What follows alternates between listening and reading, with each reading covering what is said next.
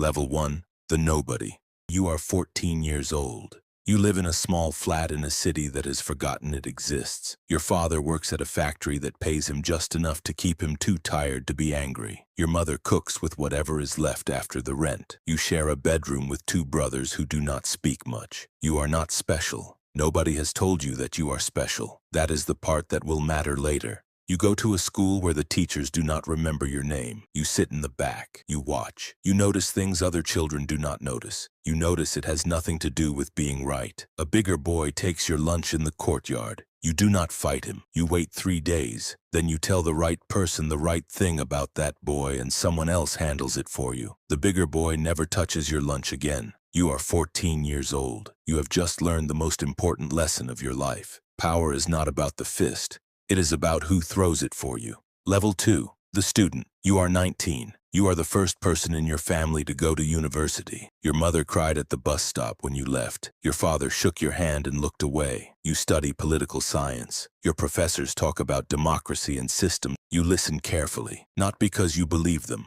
because you want to understand what they are trying to protect. You join the student union in your first month. You are not the loudest voice in the room. You are the one who stays after the meeting ends and talks to the people who are still angry. You learn that angry people need somewhere to point their anger. You become very good at providing a direction. By your second year, you run the student union. By your third year, 3 professors have quietly suggested you leave their classes. By your fourth year, the university president knows your name. You graduate with the second highest marks in your faculty. The student who scored higher than you never got a job in politics. You made sure of that quietly, long before the grades were posted. Level 3, the organizer. You are 26. You work for a mid-level politician who smiles too much and understands nothing. Your job title is communications assistant. Your actual job is to tell him what to say. You are the one who actually runs his office. Every decision that matters passes through you first. He does not know this. That is the point. You build a network of people who owe you small favors. A journalist here, a local police captain there, a businessman whose permit was approved a little faster than it should have been. None of them think they owe you anything significant. Together they are worth everything. You identify the real power brokers in the region. You start making yourself useful to them one by one, not obviously, quietly. The way water gets into a building, through the smallest cracks until it is everywhere. Your politician loses an election. You are hired by the winner before the results are fully counted. The winner thought it was his idea to hire you. It was not. Level 4, the operator. You are 33. You no longer work for politicians. They work for you now, whether they understand that or not. You have no official title. You have no office with your name on the door. You have a phone that rings at 2 a.m. and a reputation that opens rooms that should be locked. A general with presidential ambitions needs someone to manage the civilian side of what he is planning. He has been told you are the person for that. He was told by 3 different people. You arranged for all 3 of them to tell him. You meet the general in a private dining room. He is large and decorated and used to being the most important person in the room. You let him believe that for the duration of the meal. Over dessert, you tell him 2 things about himself that nobody outside his inner circle should know. He understands immediately what kind of person he is dealing with. You do not shake hands on a deal. You do not need to. The deal was made before you sat down. The general's coup fails 18 months later. You are not arrested. You are never mentioned. 3 of the general's closest advisors are. You had already given their names to the right people 6 months before the coup collapsed. You had known it would fail from the beginning. You needed it to fail. The chaos it created was the point.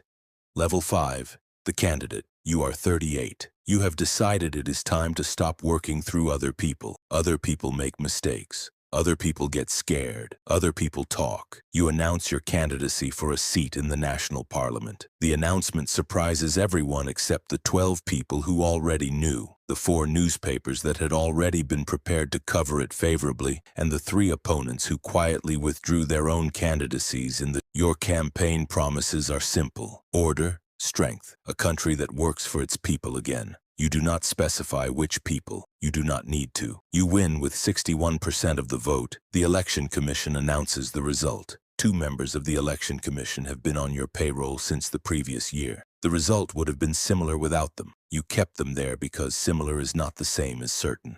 On the night of your victory, you stand at a podium in front of thousands of people screaming your name. You feel nothing. You note that you feel nothing. You file that information away and smile for the cameras. Level 6. The rising power. You are 41. You are the most talked about figure in the country's politics. 3 different factions want you as their leader. You belong to none of them. You let each one believe you are secretly aligned with them. A senior minister dies unexpectedly. The cause of death is cardiac arrest. You attend the funeral in the front row and speak warmly about his legacy. His wife thanks you personally. You accept her thanks with both hands and a bowed head. You are appointed to fill his position within the week. The appointment is described as an emergency measure. Emergency measures have a way of becoming permanent when the right person is in the role. You begin restructuring the ministry immediately. Every person who was loyal to the previous minister is transferred.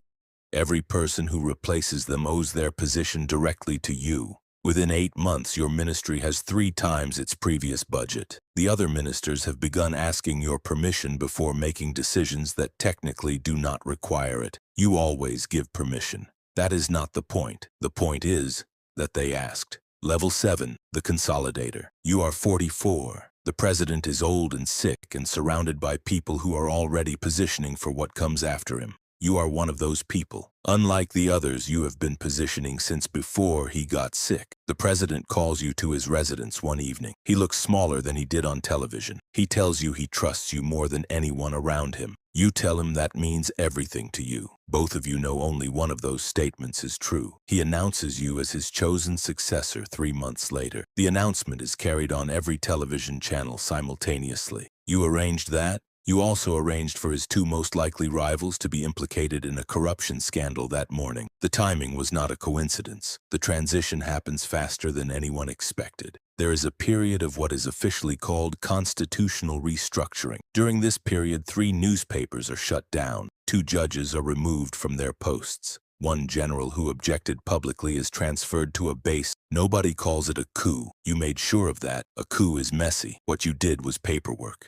Level 8. The ruler. You are 46. Your face is on the currency. Your name is on the airport, the main boulevard, and the new national stadium. School children learn a version of your biography. You hold elections every 4 years. You win them with between 94 and 97% of the vote. The variance is important. It suggests authenticity. 100% would look like what it is. You have not walked among ordinary people without a security detail in 6 years. You do not miss it. You watch the country through reports and screens in the faces of the men who bring you information. You have learned to read those faces for what they are not saying, because what they are not saying is always more important than what they are. An assassination attempt happens on a Tuesday morning. A car bomb outside the Ministry of Finance. 3 people die. None of them are you. You had changed your route the previous night. You had known about the plot for 11 days. You let it proceed because the 3 people who died were people you had been looking for a reason to remove, and a martyrdom narrative was worth more than a quiet transfer. You attend the funerals. You cry convincingly. You have been practicing that since you were 14.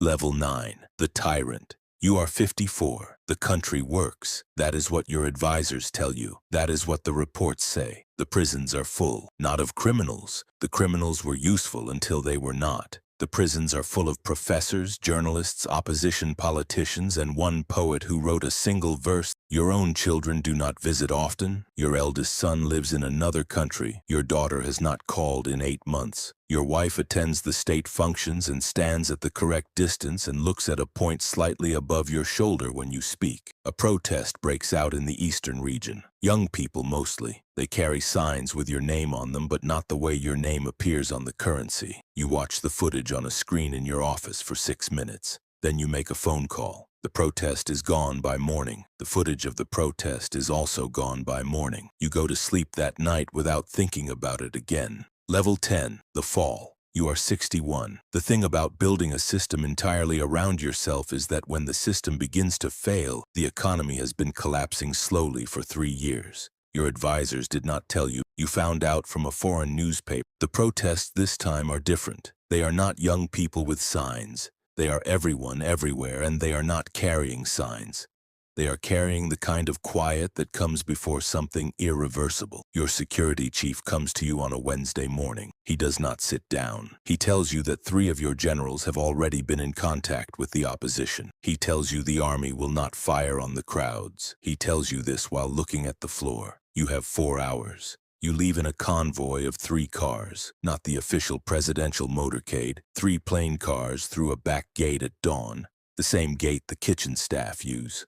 The plane takes off just before sunrise. Below you, the city is already different, already replacing your name on things, already becoming a place you used to run. You look out the window for a long time, then you close the blind. There is nothing down there that belongs to you anymore.